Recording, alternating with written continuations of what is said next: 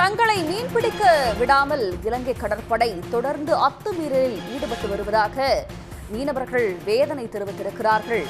செருதூர் மீனவர்கள் மீன்பிடித்துக் கொண்டிருந்த போது இலங்கை கடற்படை கப்பல் மோதியதில் படகு மூழ்கியிருக்கிறது.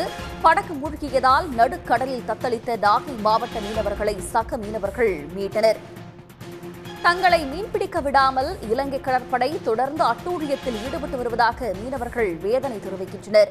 நாகை மீனவர்கள் படகு மீது இலங்கை கடற்படை கப்பலை மோதி தாக்குதல் நடத்தியது தொடர்பான வீடியோ வெளியாகியுள்ளது. இதுபற்றி கூடுதல் தகவல்களை தருவதற்காக செய்தியாளர் சகாதேவன் இணைகிறார். சகாதேவன், தற்போது இந்த வீடியோவில் என்ன பதிவாகி இருக்கிறது? இது தொடர்பாக மீனவர்கள் என்ன சொல்றாங்க? நாகப்பட்டினம் மாவட்டம் செருதூர் மீனவ கிராமத்தைச் சேர்ந்த தர்மன் என்பவருக்கு சொந்தமான அந்த ஃபைபர் படகில் நேற்றைய முன்தினம் அதே பகுதியை சேர்ந்த சக்திவேல், தேவராஜ், கார்த்திகேயன், சதீஷ் ஆகிய 4 மீனவர்கள் கடலுக்கு மீன்பிடிக்க சென்றார்கள். இந்த நிலையில நேற்று மாலை கோடியக்கரை தென்கிழக்கே மீன்பிடித்துக் கொண்டிருந்த மீனவர்கள் மீது இலங்கை கடற்படை அதிகாரிகள் அவருடைய கப்பலை கொண்டு கப்பலில் இவர்களுடைய படகில் இடித்து மோதலில் ஈடுபட்டிருக்கிறார்கள். இதனால் மீனவர்களுடைய அந்த ஃபைபர் படகானது நடுக்கடலில் முற்றிலுமாக கவிழ்ந்தது. கிட்டத்தட்ட 4 மீனவர்களும் நடுக்கடலில் தத்தளித்த போது அவர்களை எந்த விதமான முதலுதவியும் செய்யாமல் இலங்கை கடற்படை அதிகாரிகள் அவர்களுடைய கப்பலில் ஏற்றி கிட்டத்தட்ட 6 மணி நேரம் விசாரணை செய்து அவர்களை காப்பாற்றாமல் அவர்களுடைய படகில் அருகாமையிலே விட்டு சென்றிருக்கிறார்கள். இந்த நிலையில் காலை கரை திரும்பிய மீனவர்கள் நாகை அரசு மருத்துவக் கல்லூரி மருத்துவமனையில் சிகிச்சை பெற்று வரும் சூழலில் நடுக்கடலில் அவருடைய கப்பல் கவிழ்ந்து அவருடைய படகு கவிழ்ந்து தத்தளிக்கக்கூடிய காட்சிகளானது தற்போது வெளியாகி இருக்கிறது. அந்த காட்சியை பொறுத்த வரைக்கும் தமிழக மீனவர்கள் செருதூர் கிராமத்தைச் சேர்ந்த மீனவர்கள் கடலில் அவர்களுடைய கப்பலின் மீது ஒரு மீனவர் அமர்ந்திருப்பதும் சக மீனவர்கள் தொழிலுக்கு சென்ற சக தமிழக மீனவர்கள் அவர்களை காப்பாற்றி பத்திரமாக அவர்களுடைய படகை மீட்கக்கூடிய அந்த காட்சியும் தற்போது வெளியாகி இருக்கிறது.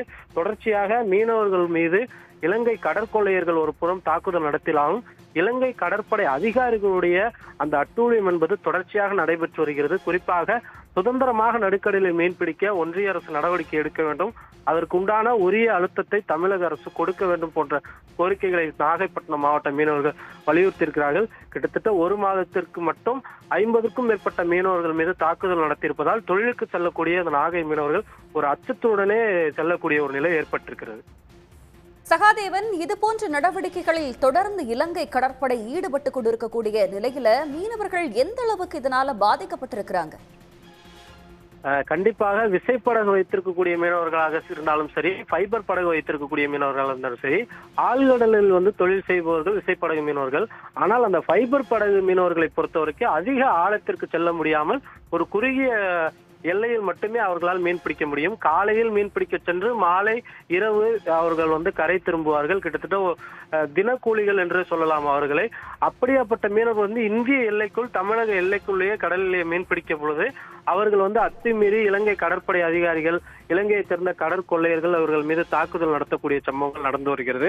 இந்த தாக்குதலை பொறுத்த வரைக்கும் கடற்கொள்ளையர்கள் கிட்டத்தட்ட ஒரு 3 படகுகளில் அதிவேக படகுகளில் மீனவர்களை மறித்து ஆயுதங்களை கொண்டு மிரட்டி நடுக்கடலில் செய்வதறியாமல் திகைக்கின்ற பொழுது அவர்களுடைய தளவாட பொருட்கள், மீன்பிடி உபகரணங்கள், GPS கருவி உள்ளிட்டவர்கள் அவங்க பிடுங்கி செல்லக்கூடிய நிலையை பார்க்க முடியாது. குறிப்பா இவர்கள் கண் விழித்து இரவு முழுவதும் பிடித்த மீன்களையும் அந்த கடற்கொள்ளையர்கள் பறித்து செல்லக்கூடிய ஒரு நிலையினால் அடுத்த கட்டமாக அவர்கள் தொழிலுக்கு மீண்டு வர முடியாத ஒரு நிலை ஏற்படும். இந்த சூழலில் இலங்கை கடற்படை அதிகாரிகள் கடலில் பாதுகாப்பு மேற்கொள்ள வேண்டிய அவர்களே தங்களுக்கு எதிராக இருப்பதாகவும் இந்திய எல்லைக்குள் புகுந்து அவர்கள் இந்த தாக்குதலில் ஈடுபடுவதாகவும் மீனவர்கள் தெரிவித்திருக்கிறார்கள். இதற்கு முக்கிய காரணத்தை பொறுத்த வரைக்கும் இந்திய கடற்படை அதிகாரிகள் தங்களுடைய எல்லையில் ஒரு சரியான ஒரு ரோந்து பணியில் ஈடுபடுவதே கிடையாது. இது போன்ற பிரச்சனைகள் வரும் பொழுது 1 நாள் அல்லது 2 நாள் இவர்கள் ரோந்து பணியில் ஈடுபடுகிறார்கள். அதனைத் தொடர்ந்து இந்திய கடற்படை அதிகாரிகள் எந்த விதமான ரோந்து பணிகளையும் தமிழக மீனவர்களை பாதுகாக்கக்கூடிய செயல்களையும் செய்வது கிடையாது என்ற ஒரு நீண்ட நாள் குற்றச்சாட்டு மீனவர்கள் மத்தியில் இருந்து வருகிறது. ஆகவே தமிழக அரசு உடனடியாக ஒரு அழுத்தம் கொடுக்க வேண்டும். இந்திய கடற்படை அதிகாரிகள் இந்திய எல்லையில் மீன்பிடிக்கக்கூடிய தமிழக மீனவர்களுக்கு பாதுகாப்பு வழங்க வேண்டும். தொடர்ச்சியாக அந்த கடற்கொள்ளையர்களை தடுக்கும் வகையில் ரோந்து பணியில் இரவு பகலாக ஈடுபட வேண்டும் என்ற ஒரு கோரிக்கையும் தமிழக மீனவர்கள், நாகப்பட்டினம் மீனவர்கள் முன்வைத்திருக்கிறார்கள்.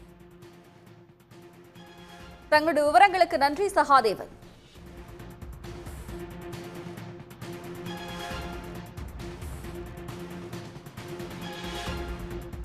அதோட நாங்கள் கொஞ்சம் மேலே கொஞ்சம் அந்தாண்ட போகலான்னு சொல்லிட்டு கோடையிலேருந்து ஒரு 5 நாட்டில் தொலைவில் நாங்கள் போயிட்டுருந்தோம்.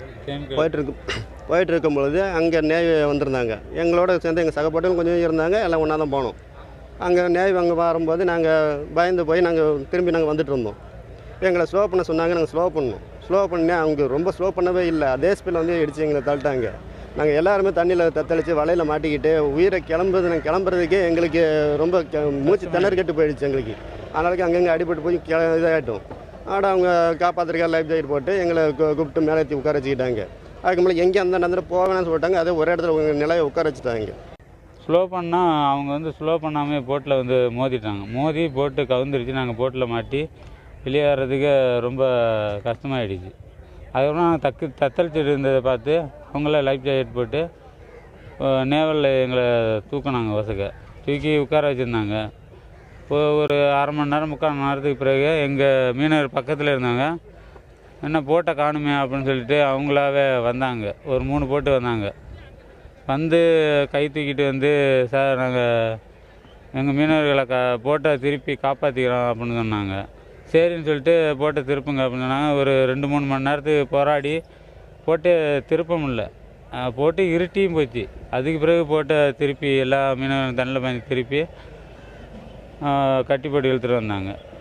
சொத்து எல்லாமே போயிடுச்சு. வலை, வாக்கி டாக்கி, செல்லு, இது எல்லாமே ஒரு 6.5 லட்ச ரூபா மதிப்புள்ள சொத்து எல்லாம் தண்ணியில் போயிடுச்சு. போட்டு மட்டும்தான் வந்திருக்கு. ஐஸ் பாக்ஸ் எல்லாமே தண்ணியில் போயிடுச்சு சார். உடனுக்குடன் செய்திகளை தெரிந்து கொள்ள சன் நியூஸ் பெல் ஐகானை கிளிக் பண்ணுங்க.